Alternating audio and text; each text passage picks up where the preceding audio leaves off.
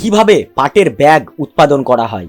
দেখুন সম্পূর্ণ প্রক্রিয়া। পাটের ব্যাগ হেসিয়ান ব্যাগ নামেও পরিচিত। প্লাস্টিকের ব্যাগের জন্য জনপ্রিয় পরিবেশ বান্ধব বিকল্প তাদের জৈব অবনতি এবং স্থায়িত্বের কারণে। পাটের ব্যাগ তৈরির প্রক্রিয়ায় কাঁচা পাটের আঁশ থেকে শুরু করে তৈরি পণ্য পর্যন্ত বিভিন্ন ধাপ জড়িত।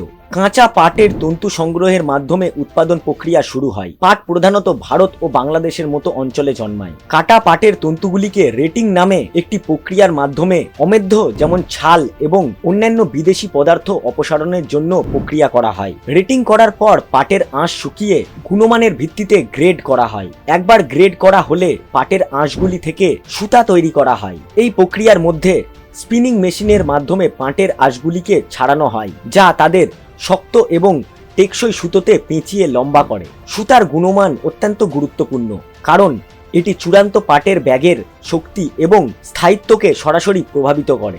স্পিনিং এর পরে পাটের সুতোগুলি তাঁত মেশিন ব্যবহার করে কাপড়ের শীটে বোনা হয়। বয়ন প্রক্রিয়ায় সুতাগুলিকে একত্রিত করে একটি সুসংহত ফ্যাব্রিক তৈরি করা জড়িত। পাটের ব্যাগের কাঙ্ক্ষিত স্পেসিফিকেশনের উপর নির্ভর করে বিভিন্ন বয়ন নিদর্শন এবং কৌশল নিযুক্ত করা যেতে পারে। সাধারণ ধরনের বয়ন নিদর্শনগুলির মধ্যে রয়েছে প্লেন ওয়েভ, টুইল উইভ এবং সাটিন উইভ।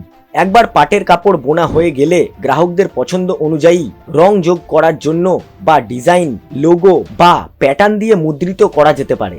রঞ্জন বিদ্যা এবং মুদ্রণ প্রক্রিয়া, নিমজ্জন রং, স্কিন প্রিন্টিং বা ডিজিটাল প্রিন্টিং কৌশল জড়িত হতে পারে। ডাইং এবং প্রিন্ট করার পরে পাটের কাপড়টি ব্যাগের পছন্দসই মাত্রা অনুসারে টুকরো টুকরো করা হয়। এই টুকরোগুলিকে সেলাই মেশিন ব্যবহার করে ব্যাগের মৌলিক কাঠামো প্রস্তুত করার জন্য একসাথে সেলাই করা হয়। এই পর্যায়ে হ্যান্ডেলগুলি এবং অলঙ্করণগুলিও সংযুক্ত করা যেতে পারে। একবার ব্যাগগুলি সেলাই করা হয়ে গেলে কোনো ত্রুটি বা অসম্পূর্ণতা শনাক্ত করতে তারা একটি চূড়ান্ত পরিদর্শন করে। যে কোনো প্রয়োজনীয় ফিনিশিং টাচ, যেমন আলগা থ্রেড, ট্রিমিং বা রিইনফোর্সিং সিম এছাড়াও এই পর্যায়ে সুরাহা করা হয়। একবার পাটের ব্যাগ গুণমান নিয়ন্ত্রণ পরীক্ষায় উত্তীর্ণ হলে সেগুলো বিতরণের জন্য প্যাকেজ করা হয়। প্যাকেজিং ব্যাগ একসাথে বান্ডিল এবং তাদের লেবেল জড়িত হতে পারে প্রাসঙ্গিক তথ্য যেমন আকার, পরিমাণ এবং পণ্যের স্পেসিফিকেশন সহ। তারপর ব্যাগগুলি খুচরো বিক্রেতাদের কাছে বা সরাসরি গ্রাহকদের কাছে পাঠানো হয় ব্যবহারের জন্য।